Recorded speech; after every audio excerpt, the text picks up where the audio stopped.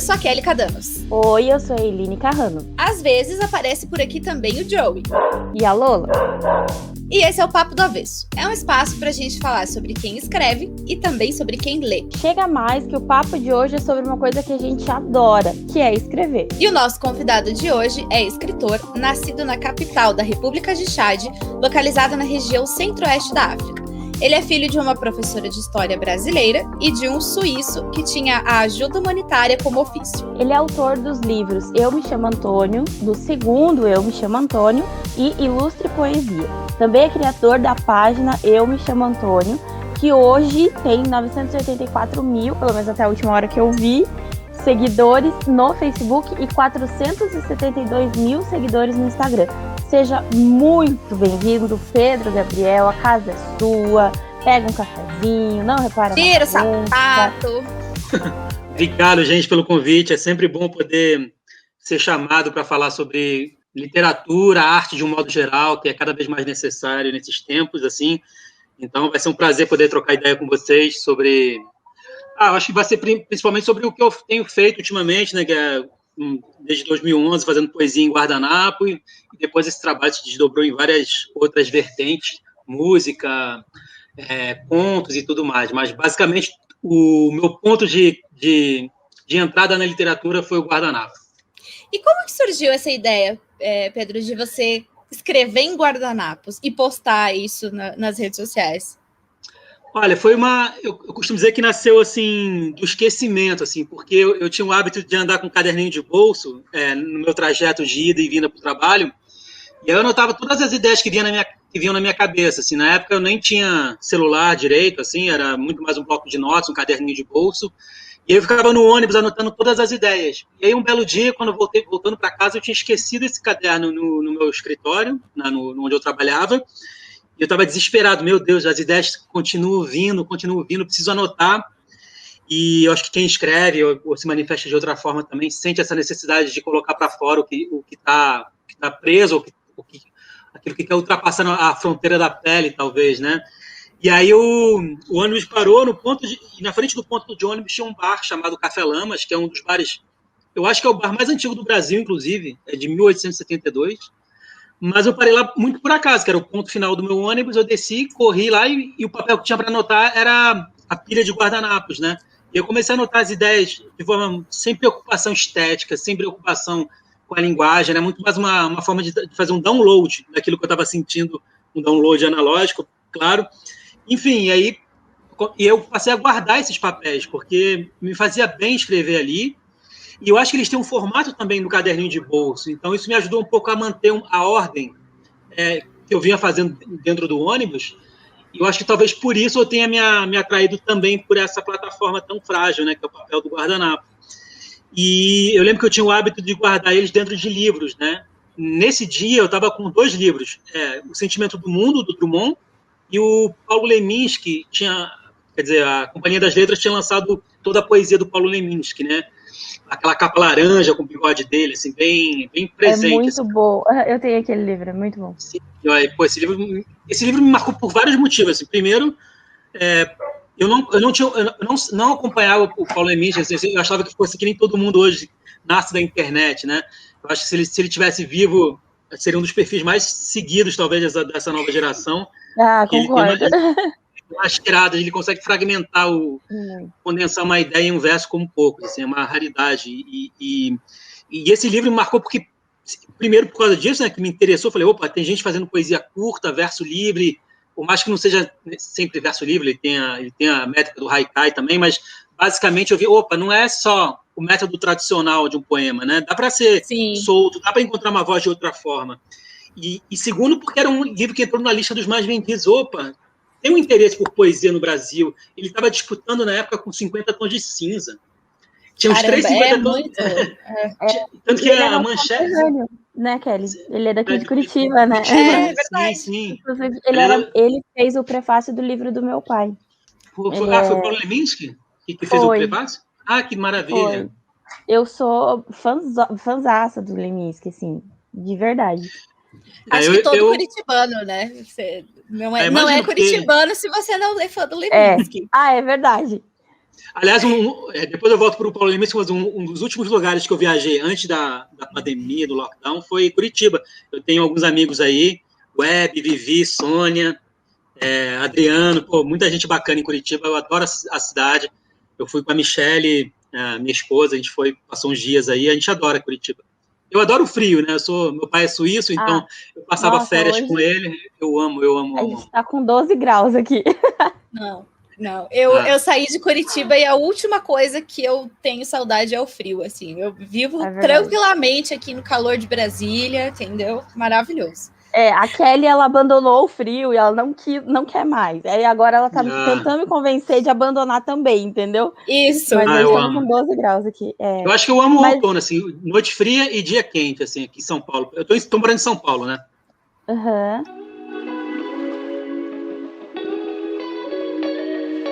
E assim, a poesia do Leminski, na época era o que você estava lendo ali naquela época do começo dos guardanapos? Porque eu lembro que eu trabalhava numa agência, eu era redator de conteúdo digital, aí eu saía da agência e tinha uma livraria num shopping perto ali, enquanto eu esperava meu ônibus, eu sempre comprava um livro, e eu lembro que naquela época saiu essa coletânea, foi 2012, eu acho. Eu já vinha fazendo guardanapos, assim, mas 2012 eu acho que esse livro foi lançado em 2011, 2012, e quando eu vi ele na lista dos mais vendidos, e eu acho importante tocar nesse lado comercial, porque muita gente acha que poesia que vende não presta, né, e tudo mais, a poesia não pode vender, mas eu fiquei, o que me chamou a atenção foi o jornal, que fez uma manchete assim, um tom de laranja no meio de 50 tons de cinza, né, porque era aquela capa laranja no meio dos 3 livros que eram mais vendidos da época, é importante falar isso, que literatura, poesia brasileira, autor nacional, e isso foi muito forte para mim. Falei, opa, não que eu na época eu não estava nem pensando em publicar um livro, mas falei, pá, que legal, cara. A forma que eu gosto de me expressar tem seu lugar também. Tem espaço, né? Tem espaço não só nas prateleiras, não só no coração, na emoção, mas também do lado comercial, que você tem que viver, pagar suas contas, então tem um caminho também interessante que dá para fazer. Então foi muito marcante. Eu estava lendo eu estava lendo Sentimento do Mundo, eu estava com muito Manuel de Barros também.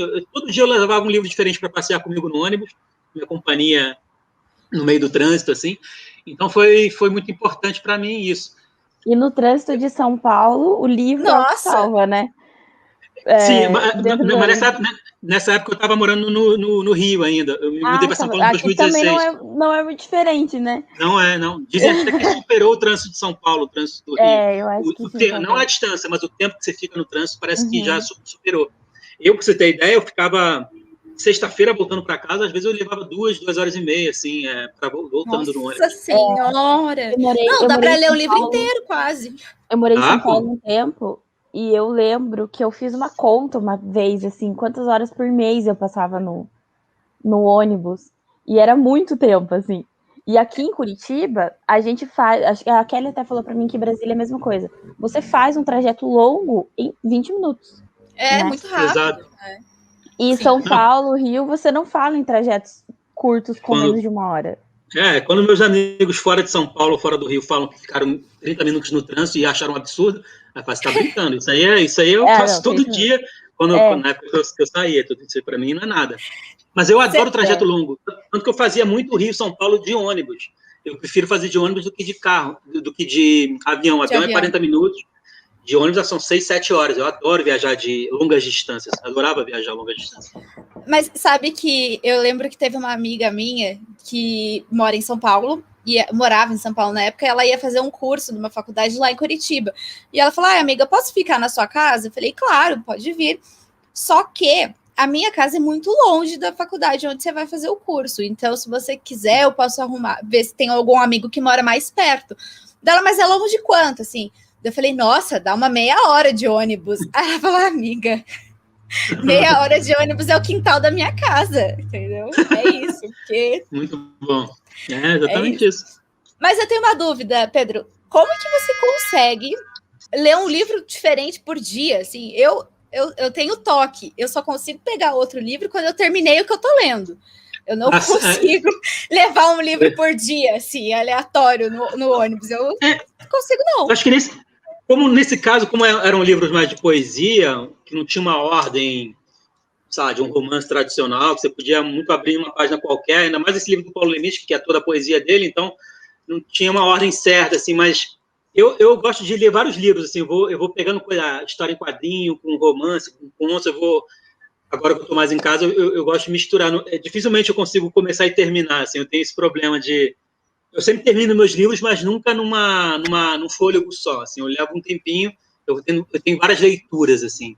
No caso do ônibus, eu levava era um por dia, mas, assim, era isso, assim, eram poemas, quando o ônibus estava parado, eu ficava lendo. Até porque não dá para ler muita coisa no ônibus, porque começa a dar dor de cabeça e tudo mais, né? Também dói a vista, então é mais complicado. Mas eu gosto de ter contato com várias obras ao mesmo tempo. Acho que isso parece uma bagunça no primeiro momento, mas depois parece que também você vai aumentando de forma muito absurda o teu vocabulário, você vai encontrando tua voz também. Isso, de alguma forma, eu gosto. Assim, também eu gosto porque acaba acontecendo assim para mim, né? Não sei se foi uma coisa... Sim. Eu acho não, que eu já tô suando aqui só de pensar nessa possibilidade de ler várias obras ao mesmo tempo. Não, eu não dou conta, não. Pois é. Assim, claro, que tanto que hoje em dia estou gostando muito de livros de contos, assim, que aí dá para parar, dá para dar um tempo, crônicas, assim. Faz tempo que eu não pego um romance lendo capítulo por capítulo, assim, mas... então eu vou te indicar um livro ótimo, se chama Sobre Medos e Desejos e Você, de uma autora curitibana, super fã do Pedro Gabriel. Tá, maravilha, vou ler. Vou te mandar um autografado. Maravilha. Vou adorar. Gente, só um parênteses, eu precisei trocar de cômodo porque chegou gente na minha casa. Ah, que ótimo. Home office do brasileiro. O brasileiro não tem um dia de paz. Não tem.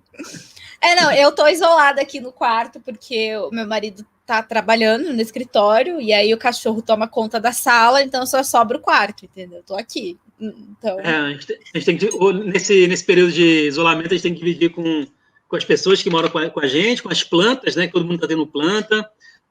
A gente não tem pet aqui, a gente não tem cachorro nem gato. A gente tem muita planta agora. A Michelle ama planta. Então, parece uma floresta aqui. Eu não tenho capacidade de cuidar de plantas. Então, também não tenho. Não tenho. Assim, nossas plantas morrem de sede ou morrem afogadas. É uma coisa terrível. Assim. Em casa, a gente tem o benefício de ter um quintal muito grande, assim. Isso é importante. E para minha avó, principalmente, né? Porque para ela ficar trancada tá sendo muito difícil, né? Daí ela tem a horta dela. Aí a gente tá colhendo. Vocês não estão tendo ideia. A gente colhe tipo 7 quilos de feijão. Meu Senhor! Ela plantou feijão. Esses dias a gente tá comendo feijão até não querer mais. Agora colheu abacate, a goiaba. Então ela planta muita fruta. E é o passatempo dela.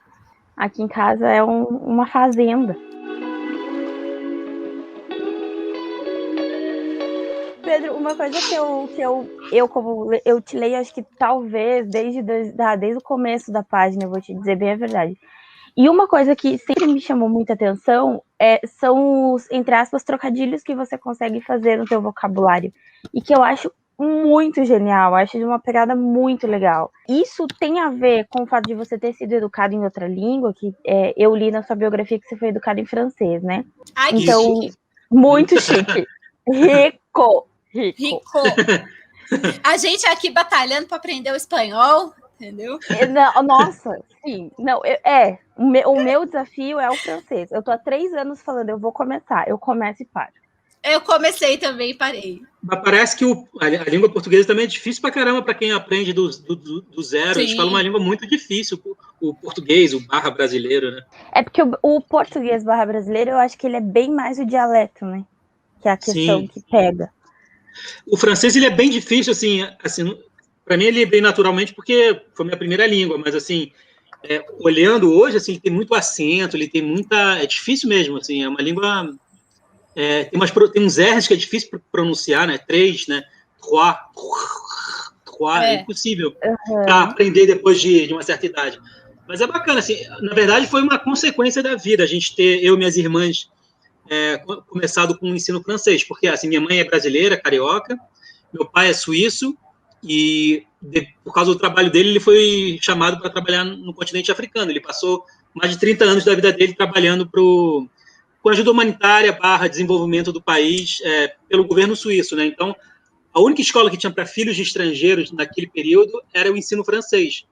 E aí, o que é engraçado é porque em casa a gente falava francês, só que o francês não é nem a língua da minha mãe, que é o português, não é nem a língua do meu pai, que seria o alemão, ele é da parte alemã. Por mais que na Suíça tenham 4 idiomas oficiais, a língua materna dele é o alemão. E em casa a gente falava francês, então todo mundo era meio que o estrangeiro, né, em casa, né? Isso é muito forte, né? Porque isso foi no Chad, né, que é uma antiga colônia francesa. Depois a gente se mudou para Cabo Verde. Por mais que seja uma antiga colônia portuguesa, e lá se falava português de Portugal, meus pais preferiram manter a gente no ensino francês para a gente não... Já era uma mudança de país para criança, uma língua estrangeira, ia ser muita mudança junta, né? Então eles colocaram a gente no ensino francês também lá. E lá, tudo bem que eu tinha contato com pessoas, amigos na rua, tudo que a gente falava português, o crioulo, né, que é o dialeto, que é o idioma oficial de novo lá agora. Então, acho que a sonoridade do português voltou a aparecer, devia estar adormecido em algum lugar da minha memória afetiva, e voltou a aparecer nesse período. E aí, quando meus pais se separaram em 94, 95, minha mãe e minhas irmãs, minha mãe e eu voltamos para o Brasil. Eu tenho 3 irmãs. Eu e minha irmã mais nova, a gente voltou para o Brasil, e meu pai foi para a Suíça com minhas 2 irmãs mais velhas, que foram terminar os estudos lá também. Então, foi uma separação que eu costumo dizer, que aí só muda um acento, ó, separação de pais e separação de país também. Sim. Então, isso foi...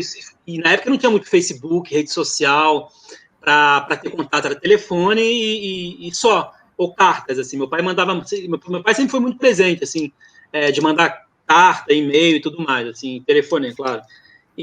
Mas eu lembro que foi nesse momento, assim, e aí voltando à pergunta, foi um pouco esse distanciamento da língua portuguesa, da língua materna, que acabou me aproximando, depois de mais velho, a essa língua, porque hoje, assim, esses trocadilhos que eu faço, essa brincadeira com a linguagem, de quebrar palavras, ou de achar definições completamente diferentes, com poucas palavras, com recurso mínimo de informação literária, de vocabulário, porque o espaço do guardanapo 9x13 não permite também escrever coisas que não acabam mais, então você tem que condensar tudo que você sente em, no máximo, 2 frases. Eu, geralmente, é uma frase só, com 2 palavras muito próximas que tem um impacto sonoro, visual e tudo mais. E isso talvez inconscientemente tenha sido relacionado a esse distanciamento da língua materna, né? Que aí eu lembro claramente de eu ficar folheando dicionários, anotando palavras que me chamam a atenção. Até hoje eu tenho o hábito de criar meu próprio dicionário, eu vou pegando palavras e tentando criar outras definições, só que são definições criativas que juntam palavras próximas. Então, eu sempre tenho contato com a palavra e sempre tento quebrar a palavra, quebrar e respeitar e mantê-la inteira de outra forma. É isso, a minha fonte de tudo é a palavra. Assim, tudo, para mim... Tudo que eu faço, seja na letra de música, seja um quadro, seja uma história em quadrinho, seja, sei lá, um freela de uma redação publicitária, todo o meu trabalho envolve a palavra. Então, eu procuro sempre respeitar e olhar ela com todo cuidado e tentar ultrapassar, porque, sei lá, eu acho que o guardanapo, no meu caso, que a minha página em branco é um guardanapo em branco, é 9x13 centímetros, ele é limitado fisicamente por esses centímetros, mas ele é infinito, de certa forma, porque eu consigo, a partir dele, desdobrar em várias outras manifestações da minha sensibilidade. Então, tudo começa numa palavra, tudo começa no guardanapo. Eu costumo dizer que cada guardanapo é uma espécie de espelho também, porque o autor, ou a autora, de uma forma geral, ele escreve o que ele está sentindo naquele momento, o que ele quer dizer naquele momento, mas... o texto, para ele ser completo, ele depende da leitura, do olhar do leitor e da leitora, né? Então, sozinho, ele é uma manifestação de uma pessoa que estava querendo dizer aquilo, mas quando esse conteúdo alcança alguém, e muitas vezes com a internet alguém que você nunca viu na vida, isso é muito bonito, que te desconhece totalmente, então ele te lê sem preconceito algum, sem pré-conceito realmente algum, isso é muito bonito, porque ele vai completando a sua leitura. Então, eu acho que toda obra é sempre uma coautoria, né? Você nunca faz nada sozinho, porque meu guardanapo, ele sei lá, eu me chamo Antônio / a pessoa que está me lendo, sabe? Porque depende da vida dela, da interpretação dela, do interesse dela em saber mais sobre aquele guardanapo, porque Porque, assim, tem gente que vai passar pelo feed de notícia ou pelo livro ali, vai ver, não, um guardanapo, não, muito bobo, muito simples, até minha filhinha de 5 anos faz. E para mim isso é o maior elogio, né? Até uma criança pode fazer, para mim isso é o melhor elogio do mundo. Sim, porque é muito difícil alcançar esse estado de criança, né? Essa sensibilidade de uma criança. Mas eles falam isso de forma muito pejorativa, né? Quando tem essa crítica. E, de fato, assim, só que a gente não tem um controle sobre isso, porque o guardanapo, para ele passar a existir, ele precisa ter que depende muito do teu momento, do momento do leitor, da vontade do leitor ler com atenção aquele pedacinho de papel, porque nenhuma palavra que eu coloco no guardanapo é à toa, assim, eu tenho por isso que eu chamo de poesia o que eu faço, eu demorei muito para chamar de poesia o que eu faço, e hoje eu chamo de poesia com muita certeza, porque eu tenho uma preocupação estética com a linguagem, às vezes com a sonoridade de cada palavra escolhida. Eu não jogo, eu achei bonitinho essa palavra ou essa frase, vai me dar muito like, muito compartilhamento. Não, tanto que geralmente os guardanapos que eu gosto mais, que eu trabalho mais, eles têm um alcance pequeno em relação às outras coisas que eu faço. E tá tudo bem, assim, porque eu realmente eu não trabalho com essa pressão externa, né? Claro que eu quero que me alcance o máximo de pessoas possíveis. Teria sendo hipócrita falar que não. A gente escreve também para que essa voz... Para ser lido, para que esse sentimento encontre outra pessoa que esteja sentindo algo e que mude a vida daquela pessoa, ou que incomode aquela pessoa também. A leitura não é só para agradar também, é para levar para reflexão às vezes também. Mas tem esse momento também Essa sua preocupação, não, é muito notável, assim. Tipo, quem lê o que você escreve, os seus guardanapos mesmo, assim. Dá para ver que é um cuidado, não é um rascunho que você fez e você publicou. É bem visível, assim. Que bom ouvir isso. E é interessante quando o escritor ele tem uma identidade. Eu sou uma pessoa que eu acho muito bonito isso, porque é uma coisa muito difícil de criar. Porque você escrever igual todo mundo escreve, eu e a Kelly, a gente trabalha com jornalismo, né? E a gente escreve o dia inteiro. E realmente a gente meio que vai na onda, assim, né? Agora, quando não dá nem tempo de ficar refletindo muito, enfim, tem que mas até ontem à noite eu fiz ajudei a estagiária a fazer uma pauta, e aí eu deixei o texto livre para a estagiária. Aí a Kelly me mandou depois no privado. Eu já vi seu dedo no texto ali, não sei o quê. Tipo, é uma característica muito forte. Sim. Então, e o seu texto tem isso. É muito Antônio, no caso, né? Pô, fico muito feliz em ouvir isso. E eu acho que no meu caso, porque além da palavra, tem a imagem que completa esse entendimento, que acaba criando uma identidade também gráfica e de vocabulário textual.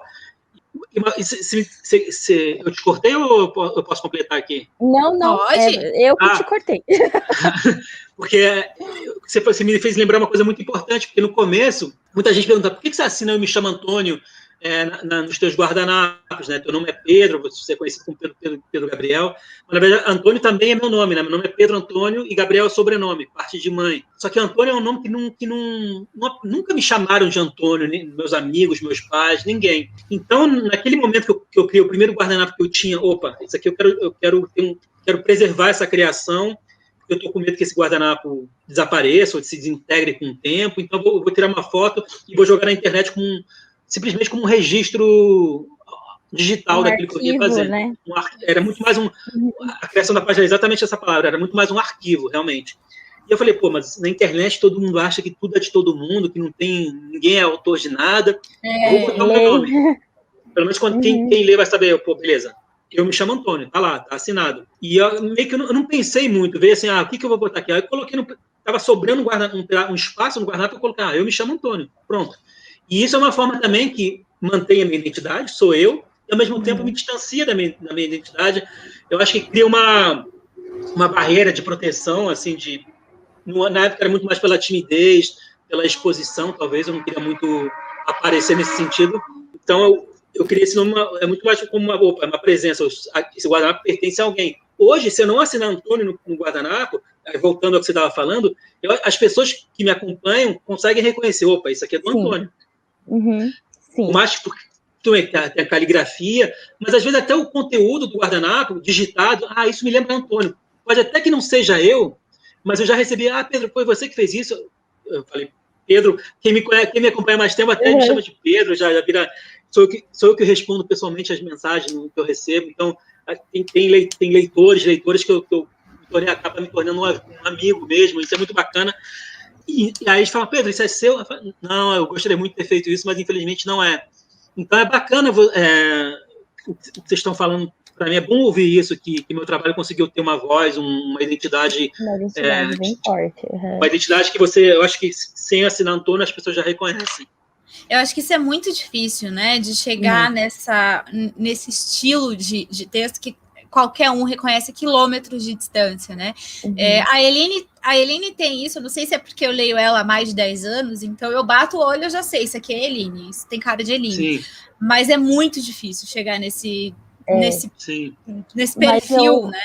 Eu acho que é porque eu comecei a escrever muito novinha, assim, né? Uhum. E a Kelly, nós somos amigas já há mais de 10 anos. Então, né, eu com 18, 19 anos, 19, 20 anos, eu comecei a realmente mostrar o que eu já escrevia de antes, e ela que foi a primeira leitora das coisas. Assim. E eu mudei muito com o passar dos anos, mas nisso, de ver que existem escritores com uma identidade muito forte, eu falei, não, eu tenho que achar a minha. E você tem muito isso forte, assim, e pra você ver como pra você foi muito natural, né, você já veio com isso, claro que a gente vai mudando o método de escrita, até a fonte do que você escreve depois. Eu te leio hoje, vejo também que até o tema das coisas que você escreve são outros, né, até porque a gente amadurece. Mas assim, é um processo bem difícil. A Kelly também, ela tem uma característica de escrita muito clara, você vê também, que é a Kelly. Uma escritora que eu acho que também tem isso é a Tati Bernardi. Você bate um olho no texto da Tati, você sabe que é a Tati falando. E você sabe quando ela falou. Porque ela foi também mudando, né? Foi. E ela faz, ela é muito, ela é roteirista e tudo, mas ela tem, não sei se ela ainda escreve na Folha de São Paulo, até a crônica. Então, ela é muito, ela tem um humor, ela tem uma acidez, e é muito atual, né? Muito. É genial. E se você lê uma coisa dela que ela escreveu há 10 anos atrás, ela ainda te toca, talvez de uma forma diferente. Mas ela ainda vai te tocar. Eu gosto muito também do Antônio. Caramba. Antônio Prata? Antônio Prata, desculpa. Eu adoro as crônicas dele. Eu comprava a Folha de São Paulo no domingo só para ler as crônicas dele. Eu lembro claramente eu sentado no Lamas, assim, lendo o jornal de domingo.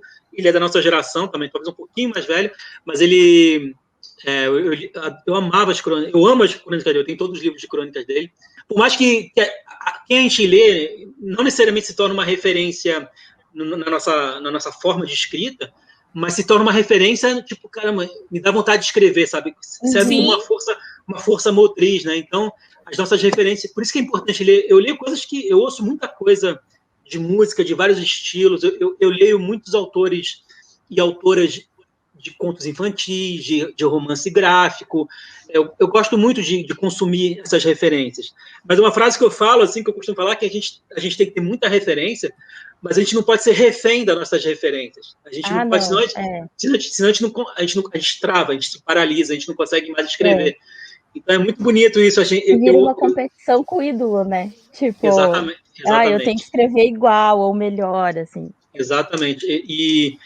Cara, eu acho que o fato de ter nascido palavra e imagem, assim, isso ajudou muito a fortalecer um pouco a minha identidade nessa questão. Não sei, recentemente eu tenho escrito algumas crônicas no blog da Editora Intrínseca, que publica nos livros, e essa linguagem, esse trocadilho, essa quebra de palavras, ela aparece também nas frases que não estão no guardanapo. Então, meio que, de alguma forma, também, quando você lê uma crônica minha, por mais que eu não assine Pedro Gabriel, quem me acompanha fala, opa, tem uma sonoridade parecida com aqueles guardanapos que eu lia na internet, sabe? Então, é bacana. Isso é difícil encontrar essa voz, mas quando ela chega também, é difícil também você silenciar essa voz, talvez.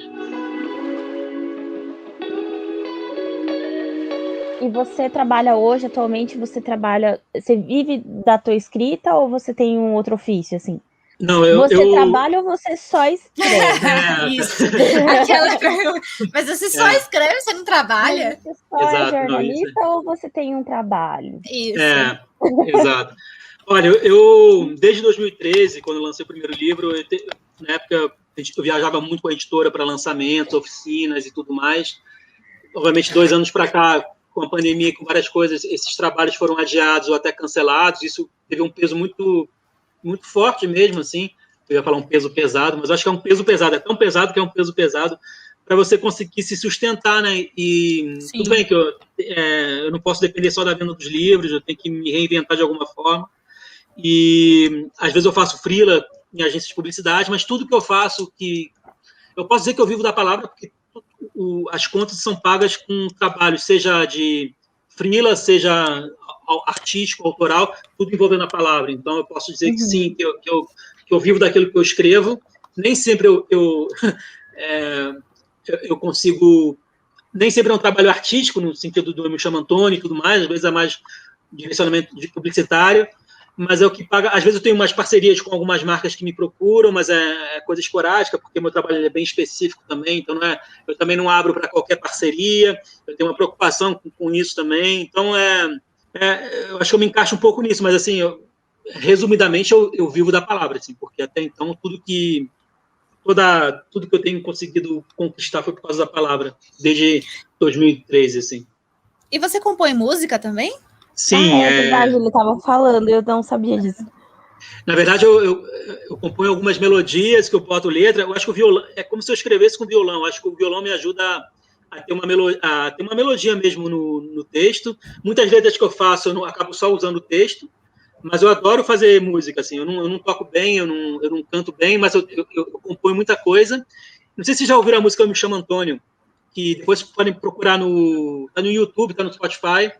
Eu Me Chamo Antônio, eu fiz a letra, eu fiz a melodia base, e aí um duo de amigos meus que eu adoro, chamado Versos, que compomos na estrada, que são dois amigos meus, uma amiga e um amigo, eles gravaram, ajudaram a terminar a música, e essa música acabou sendo a apresentação. Eu desenhei essa letra da música toda no terceiro livro, Ilustre Poesia. Então dá para acompanhar também de forma sonora, uma outra experiência também, gráfica, textual que legal. E sonora. E essa música no Spotify, acho que teve mais de 1 milhão de pessoas ouviram, uma coisa muito absurda que ela teve, a dimensão dela. E ela é uma forma de uma pequena biografia do personagem Antônio. Tanto que começa assim: eu nasci no bar e na alma do meu criador. Preso neste guardanapo em branco, me tornei livre para entornar o que sou.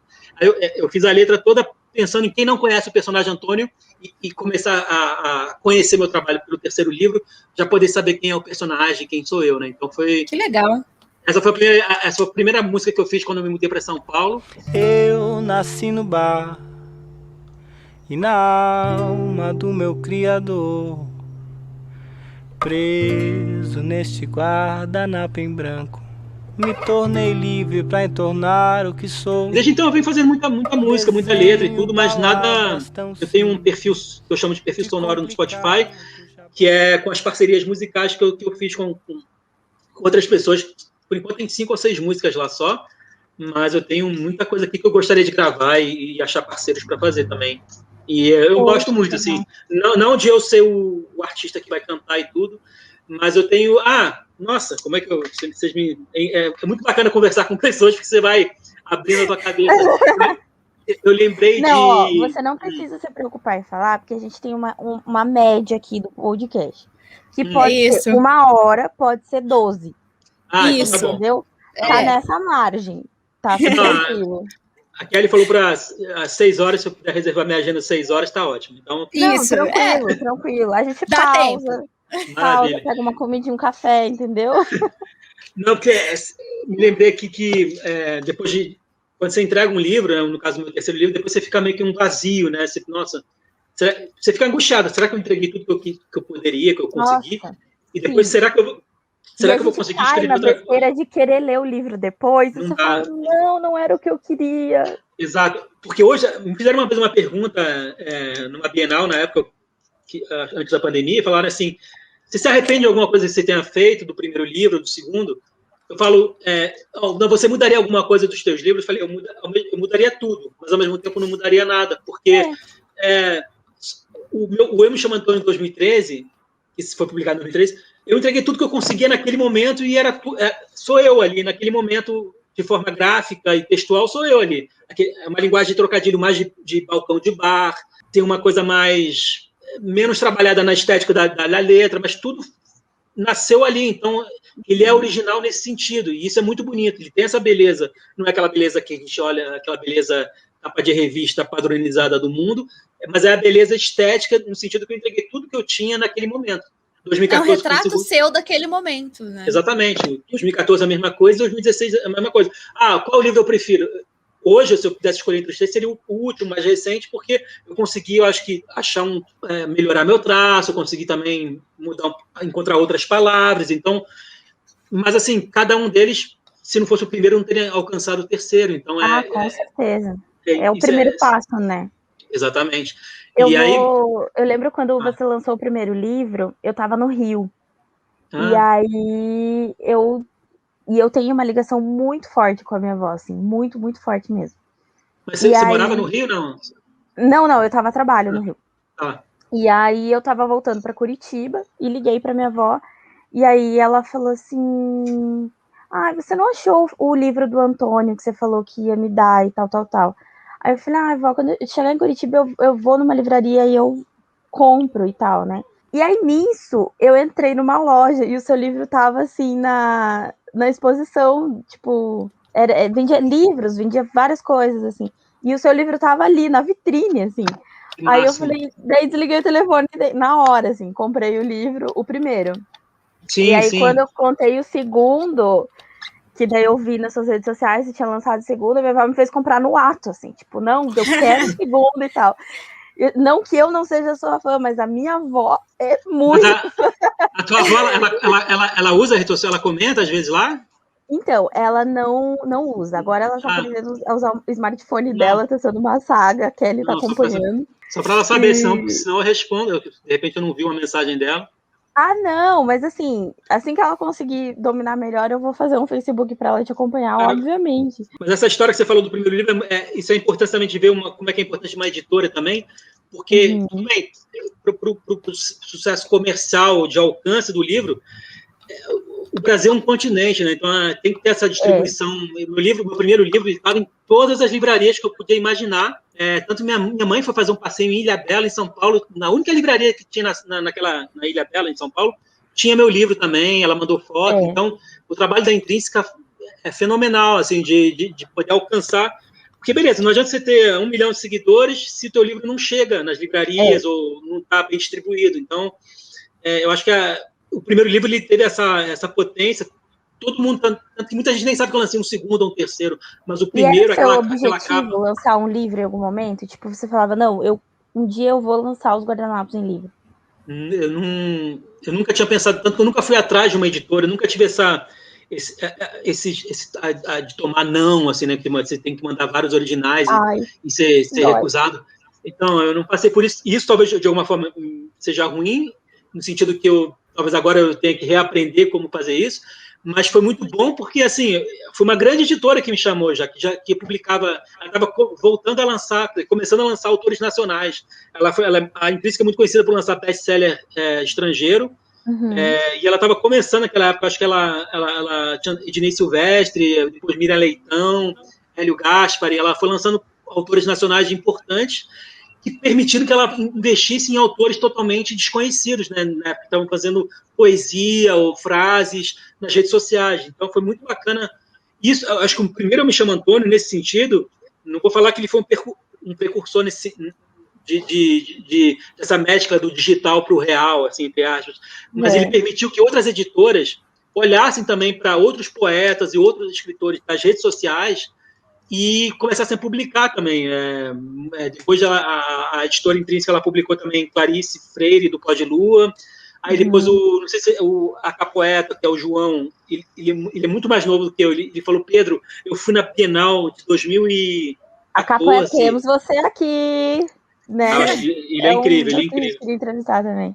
E aí ele falou, ele mostrou uma vez, depois eu fiz uma mesa com ele numa Bienal, e o Fabrício Carpinejar, e ele falou assim, Pedro, eu fiz fila para numa Bienal, eu era moleque na época, você assinou para mim, desejou boa sorte nas minhas poesias, e hoje, pô, o cara é autor já, tem milhões de seguidores, e ele é muito bom também. É outro que tem uma identidade de escrita muito forte, né? O livro, exatamente. É uma pessoa muito do bem, assim, tem um coração gigante, então, pô, se vocês um dia entrevistarem ele, falem que eu lembrei dele, que é uma pessoa do bem. Vamos falar. Ele está na nossa lista. De quem nos responde, aceitar, né? Tá aqui com a gente. Se ele visualizar, quando ele visualizar, com certeza ele vai topar. Ah, beleza. Vamos até marcar ele o dia que a gente divulgar o podcast. É isso. Eu me perdi, mas eu queria só para concluir, quando eu me mudei para São Paulo, em 2016, eu comecei porque assim, eu entendo, hoje a gente tem esse apego ao livro, minha biblioteca é cheia de livros, mas a gente tem que entender também como é que hoje o leitor se comporta, né? Então, de alguma forma, beleza, minha mensagem, tem gente que vai querer minha mensagem no guardanapo, mas tem gente que vai querer minha mensagem numa camisa, tem gente que vai querer minha mensagem numa capa de celular. A mensagem, ela não perde força mudando da plataforma. A pessoa se sentir tocada por aquilo, às vezes não, eu só quero uma capa de celular, aquela frase mudou minha vida, eu quero aquilo ali. Beleza. Uma tatuagem. Eu já pensei em tatuar textos e textos seus, assim. Então, algumas pessoas me mandam também frases tatuadas, uma palavra só.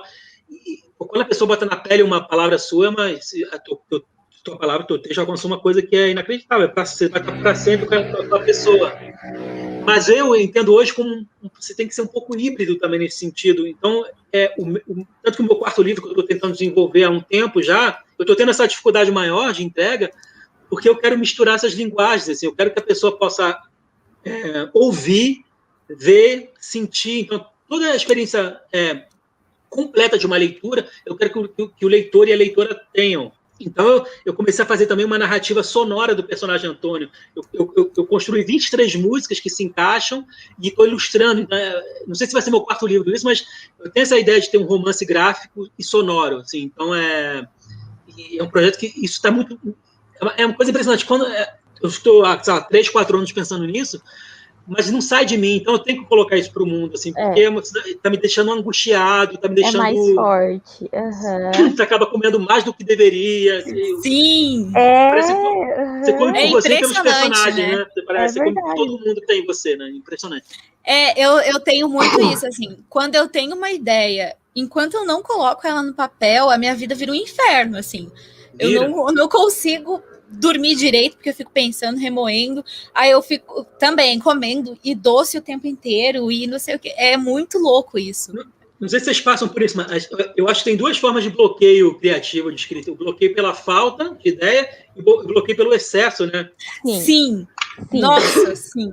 E às vezes, não é nem pelo excesso, é porque às vezes, por exemplo, eu sou jornalista, então às vezes eu tenho muita coisa para fazer e muita coisa para ontem, né? Porque é factual, enfim, né? Notícia. Então eu tô ali o dia inteiro trabalhando, escrevendo, e eu tô com aquela ideia, não, eu tenho que fazer tal texto, tal crônica, tal conto, enfim. E aí eu fico com aquilo na cabeça, eu não tenho tempo de sentar, desligar da notícia, do factual e escrever. E isso me incomoda muito, me deixa muito ansiosa. Então é um bloqueio criativo também. Eu sinto que dói, assim. Tipo, você fala, isso é uma coisa boa, isso tinha que estar em algum lugar. Isso. E eu tô aqui guardando aqui. E a gente... E eu vou perder isso, porque eu vou esquecer. Ai, meu Deus, é muito difícil. E a gente que trabalha com a palavra, é uma palavra, e tudo bem, tem o factual, mas quando tem o ficcional também, você tá meio sozinho, né? E às vezes você quer... Sabe, eu tô há 3 anos escrevendo esse quarto livro e o que falta? Só falta escrever, porque você fica pensando, estruturando, como é que vai ser, e parece que você vai adiando, às vezes por medo, às vezes por... Sabe, geralmente é um medo, assim, você tem um medo de conseguir, acho que o medo de conseguir, talvez, de que você vai se deparar com as palavras que vão sair de você, mas eu estou há 3 anos assim, não, só falta de escrever, eu tenho muitas ideias anotadas, então meu bloqueio nesse momento, minha ansiedade é muito pelo excesso, assim. Quando eu começo a escrever um conto, vem ideia de outro, aí eu paro, eu não consigo terminar. Eu fico nessa roda, assim, de começa e não termina, começa e não termina. Mas você tem um ritual, assim, tipo, pré-escrita? Bom, eu geralmente, de 6 meses para cá, estou mais sério no livro em si, mas geralmente eu gostava muito de sair andando por aí, ouvindo música, e anotando tudo que vinha na cabeça, e depois eu sentava no computador. Quando eu conseguia entender minha letra, eu ajeitava no Word lá. Maravilhoso. Ajeitava no Word. Eu não tenho um ritual, assim, eu estou me forçando a escrever com horários fixos, assim, imaginando, vou fingir que isso aqui é um trabalho para uma agência que eu tenho que trabalhar, né? Por mais que eu seja o meu cliente, ou a editora seja meu cliente também, uma parceria, mas eu falava, não, vou me dedicar. Pô, eu lembro quando eu fiz um freela agora de 5, 6 meses, eu ficava 8 horas criando para outras pessoas, sabe? Por que eu não tenho esse tempo para criar para uma coisa minha, um sonho meu, uma coisa que me motiva, eu fico muito empolgado com as ideias que estão na cabeça, e parece que quando eu vou colocar para fora no papel, uma coisa desabrocha, não sei, parece que perde a intensidade, mas eu tenho que, como é que eu mantenho essa chama acesa constante no texto, né? Porque depois da primeira linha, vem a segunda linha, vem a terceira linha, não adianta, você tem que manter... É suor, o negócio é isso. E aí, eu sei, ainda falando desse bloqueio criativo, a gente tem um quadro que chama justamente bloqueio criativo, né? O Pedro Gabriel já adiantou esse quadro, mas ainda falando sobre isso, tem uma... É muito isso, assim, porque eu tenho uma história na minha cabeça que eu quero contar. E eu escrevi um prefácio dessa história, mandei para a Eline já há algum tempo, e ela falou assim, meu Deus, amiga, isso é muito bom, eu não sei o que quero amanhã, meio-dia na minha mesa, assim, entendeu? E aí, isso, cara, me quebrou, assim, porque agora eu não consigo sentar para escrever, entendeu? Eu tenho a história na minha cabeça, mas eu acho que é um pouco do medo de conseguir, porque é uma história muito autoral, assim, muito pessoal, são coisas que eu passei, né? E eu tenho medo de encarar isso e colocar no papel, assim. Então, tudo bem, amiga, até às 18. E isso torna mais real as coisas, entendeu? Que a partir do momento que você bota lá no papel. E aí eu tenho muito medo do que vai sair, assim. Então eu tô nesse bloqueio aí também, assim. Mas eu tenho uma teoria que quando a gente escreve, a gente coloca... eu chamo, até nos meus textos, eu chamo muito de demônios, assim. Então você coloca uns demônios pra fora, né? E eu lembro que quando eu morei sozinha um tempo em São Paulo, e São Paulo causa na gente emoções que a gente não controla mesmo. E eu acho que é muito da cidade. Eu tenho essa teoria pessoal, assim, que São Paulo te provoca algumas coisas. E aí eu falava muito, assim, que eu tomava café com os meus demônios, porque eu parei de lutar com eles, né? E eu comecei a colocar eles pra fora, e no papel, e vamos, então se a gente vai ter que conviver, vamos conviver em paz, né? Exato. E é isso mesmo, esse medo da Kelly é bem isso, é de olhar e falar, você existe mesmo, né? Você tá aqui ainda, né? É isso. E se você não escrever, nem que seja uma coisa que você não publique depois, mas se você não colocar para fora, o resto da vida vai ficar te incomodando. Vai. Tem que escrever, assim, e muitas vezes o gatilho para a escrita, às vezes é uma frase que vem assim, e parece que a frase se encaixou perfeitamente, palavra por palavra, e aí não sei se vai ser a primeira frase ou a última, mas geralmente eu trabalho com núcleos pequenos, assim, uma frase, às vezes uma palavra, eu exploro a palavra inteira, o que essa palavra vai me dar? E aí, uma coisa, uma vez eu escrevi assim, alfabeto, né? O que tem dentro do alfabeto? Tem afeto, né? Se você procurar, tem afeto escrito dentro do alfabeto. Então, é o afeto das palavras. Aí, eu vou falar sobre o afeto das palavras. Quais palavras me afetam? Me afetam literalmente, me afetam e eu tenho afeto por elas. Então, aí você vai, uma palavra só já é um dicionário, né? De mundos, de ideias, de imagens. Isso é. E a nossa língua ela é muito rica, é impressionante, é infinita, assim. Desde que a gente fala português, o primeiro ser humano que falou português, ou brasileiro, tem alguém criando alguma coisa com a palavra, né? E impressionante como sempre tem alguma coisa nova, né? A gente sempre acha que vai esgotar, mas é inesgotável, né? Nossa, eu sou muito fã da palavra, muito fã. Eu fico admirado. Eu tenho um amigo que ele é muito, muito inteligente, assim. E aí eu não sei como ele tem essa cultura, que ele sabe a origem da palavra, a morfologia dela vem do latim, que não sei o que. E é muito bonito. Muita gente acha ele um pouco chato por ele saber isso, né?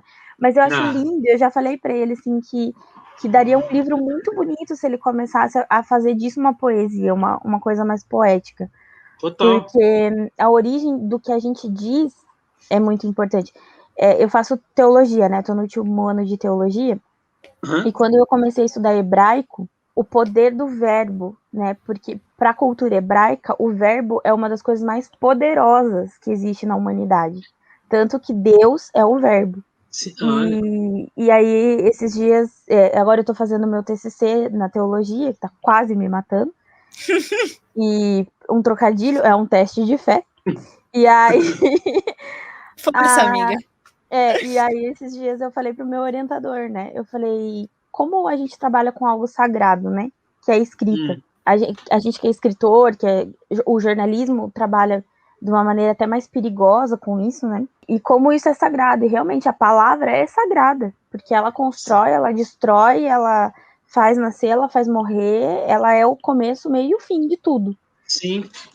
Você me fez lembrar uma coisa também, que eu estava lendo um pouco sobre caligrafia, a origem das palavras, e a palavra ela não nasceu para poesia, para dizer coisas necessariamente bonitas, ela nasceu muito para reverenciar uma energia divina, e também para o comércio, né? Na época, nas anotações para contar quantas cabras tem, para poder vender e tudo mais. Então, ela tem um lado comercial e um lado religioso, antes mesmo de nascer para poesia, depois com as Odisseias e tudo mais. Então, é muito... Eu fico encantado, assim. Tem um livro do... Acho que é Martin Kushner, que é O Mundo da Escrita, que a Companhia das Letras lançou. É muito bacana, assim. Eu leio mais por curiosidade, assim. Eu me interesso muito, assim. Eu acho que isso já vale a pena. Se interessar pelas coisas já te deixa um pouco mais inteligente. Você já leu aquele livro, A Casa... o céu é a Casa das Estrelas? Eu tenho ele aqui, ó. Nossa, são crianças. Ele é o Javier narrando. Isso, me remeteu porque você falou, até uma criança de 5 anos faz o que eu faço. Mas aquele livro mostra que você não faz o que uma criança de 5 anos faz. Entendeu? Não faz. Eu tenho 3 sobrinhas e eu fico impressionada assim, com a sagacidade delas. Assim, é uma coisa... Deixa eu pegar aqui, porque eu anotei esse livro aqui, ó, não estou mentindo. Está aqui na minha prateleira. E eu anotei... Pode falar, Kelly, sobre a tua sobrinha. Não é isso, assim, elas têm uma sagacidade, uma simplicidade de pensamento, assim, que a gente não consegue. A gente não consegue mais, assim.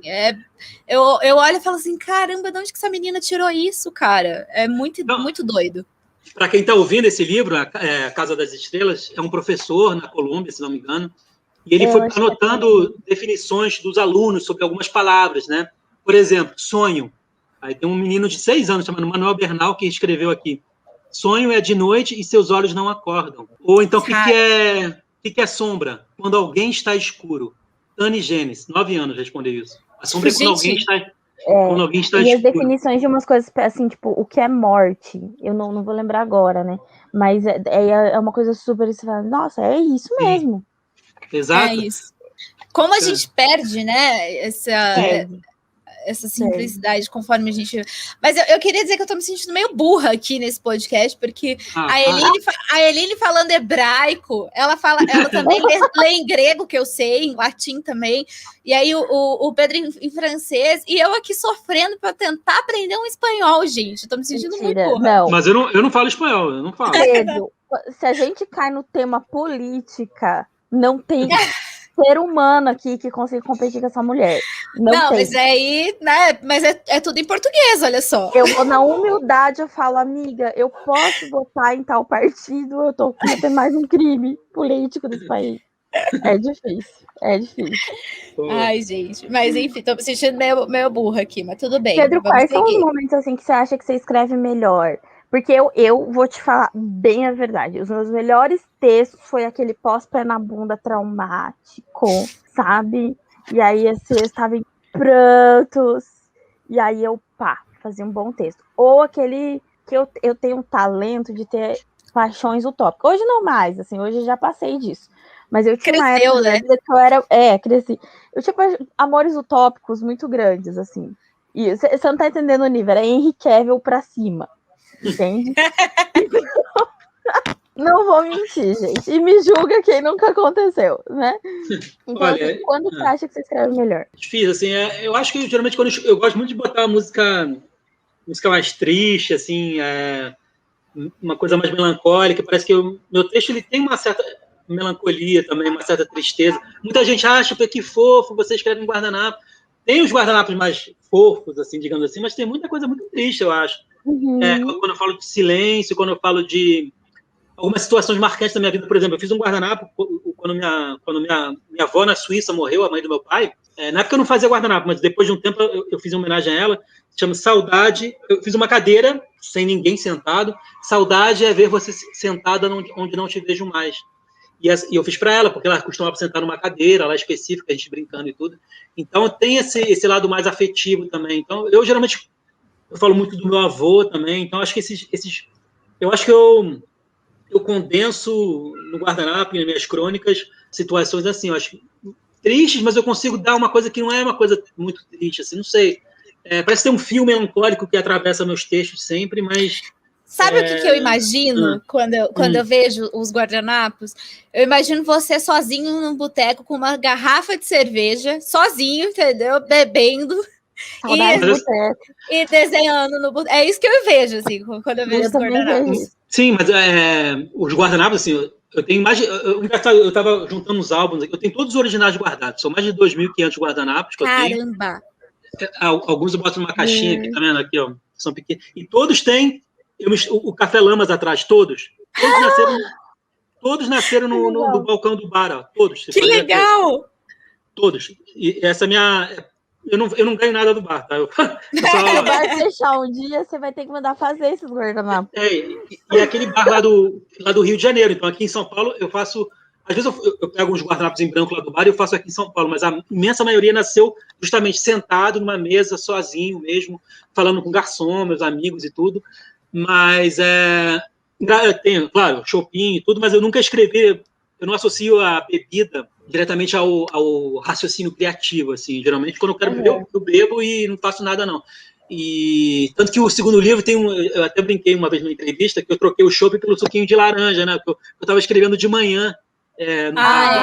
Aí não dá mesmo. Aí não dá. Tomar um chopp de manhã não dá. A gente tem uma filosofia, só pode beber depois que o lixeiro passa.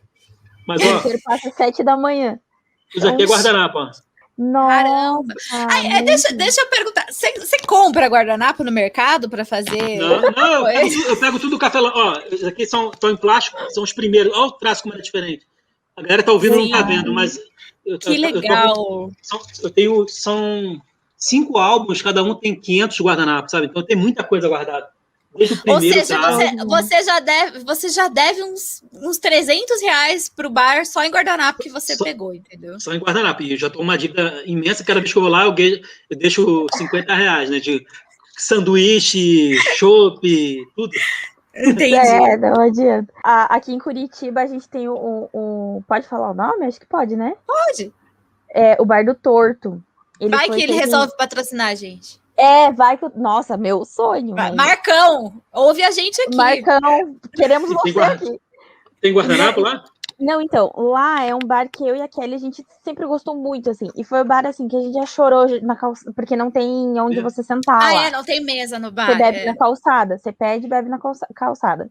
O bar bom é quando você se humilha, assim, o banheiro ruim. Isso. Isso aí. Não vamos falar mal, né? Mas é bom, falando bem. É bom, é ótimo, não tem banheiro, é um negócio maravilhoso. E ele foi feito em homenagem ao Garrincha. Por isso meu Deus, para, eu tenho que visitar. É ótimo, não, é maravilhoso. Eu sou botafoguense, gente. Então, deixa a pandemia passar, a gente combina, vamos todo mundo se leva no Porto. Gente, eu sou Garrincha, meu ídolo. Então, traz sua esposa, vamos todo mundo, entendeu? Vamos todo mundo. E aí, beleza. E aí, eu e a Kelly, a gente ia muito, muito no Torto, depois a Kelly... nasceu o Eric na gente, né? Que é o marido da Kelly. E assim, da gente... Nossa, muitas coisas lá. E eu sempre quis escrever algo no Torto. Assim, tipo, um texto no Torto. Porque ele representou muito a gente, assim. E uma das coisas que a pandemia nos tirou foi isso, né? Que hoje, quando a Kelly vinha pra Curitiba, a gente ia lá e tal, matar a saudade do Torto, não tá rolando. Então, assim, acho que fica aí no ar, gente. Vamos fazer uma coisa aí a 6 mãos no Torto um dia. Vamos muito. Fiquei até emocionado, porque é difícil achar botafoguense, é difícil... quer dizer, é difícil... geralmente as pessoas torcem para os times que têm mais títulos recentemente, mas o Botafogo é um time... Né? Mas o Botafogo é gigante, e o Garrincha é imenso, e o que é bonito no Botafogo também é o nome, né, que é Estrela Solitária, é o símbolo, o escudo chama Estrela Solitária, é uma estrela no fundo do céu escuro, foi eleito até o escudo mais bonito do mundo, e eu associo muito essa poesia, né, a escrita é uma estrela solitária, né, você está escrevendo sozinho, procurando brilho, né, isso é muito bonito, e talvez iluminando outras pessoas também. Nossa, Botafogo, meu Deus, eu vou conhecer esse bar. Não, o bar é ótimo. Não, e o Marcão, tem que a gente já tem conta lá, entendeu? Verdade. É só chegar, dizer que conhece a gente, tá tudo certo. A Kelly. Eu sou a Não, menina mas ó, Kelly. o Torto é um bar. Eu acho que. Eu não sei como que eu achei esse bar. Provavelmente foi algum amigo que me levou. Mas no final, eu lembro quando eu trabalhava em Curitiba, na redação do jornal, era sagrado. A gente saía do jornal 8 da noite e ia pro Torto, né, a galera, e a gente ficava até meia-noite, 1 hora da manhã, até fechar, basicamente, o Torto. Zero E glamour, aí, assim. zero glamour. Nossa, muito zero glamour. E eu é bar lembro raiz. aniversário, que geralmente você escolhe um lugarzinho massa pra você ir. Eu falava, gente, estarei no Torto.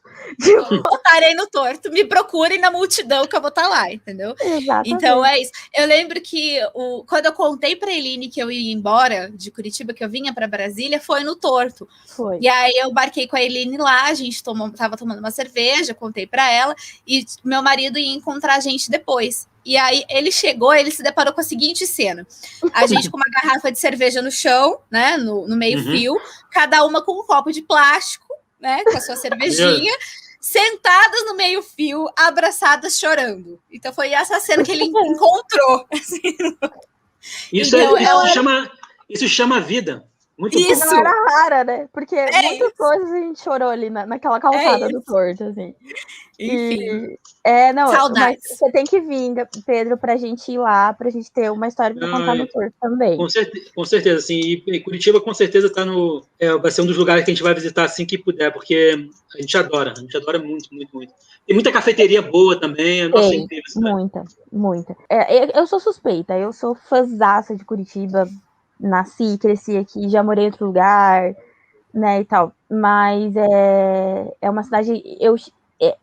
por mais que as pessoas achem que o Curitibano é muito frio, Curitiba tem muito ar de casa, assim, eu sinto. É muito acolhedora. Os curitibanos que eu conheço são muito... Parece até engraçado, eles me dão outra visão de Curitiba, são muito acolhedores também. Isso aí é mito. É mito. Isso é mito. Isso é mito. Pedro, eu também queria saber uma coisa, assim, que eu particularmente tenho um texto seu que é favorito, já é bem antigo, mas você tem um texto seu que é favorito? Ou um guardanapo, ou uma poesia, uma música? Nossa, vou dar uma olhada nos guardanapos aqui, mas assim, eu gosto muito de um texto que eu escrevi recentemente, uma crônica, acho que é a Crônica do Desassossego.